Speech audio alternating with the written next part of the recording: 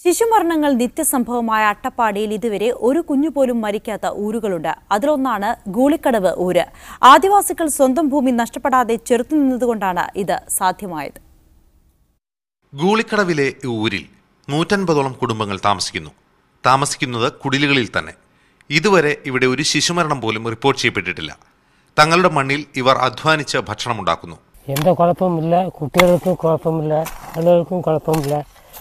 വേല ചെയ്താൽ ഞങ്ങൾക്ക് പൈസ കിട്ടും, വേല ഇല്ല, സാപ്പാടില്ല, അതില്ല. ഇവരുടെ ഭൂമി മറ്റാർക്കും കയ്യേറാൻ കഴിഞ്ഞിട്ടില്ല. ചോതിമൂപ്പന്റെ നേതൃത്വത്തിൽ ഇവർ ഒറ്റക്കെട്ടായി ഉറച്ചു നിന്നു. 2003 ഇവരുടെ ഭൂമി വനഭൂമിയാണെന്ന് അവകാശപ്പെട്ട് വനം വകുപ്പ് അളന്നു തിരിക്കാനെത്തി.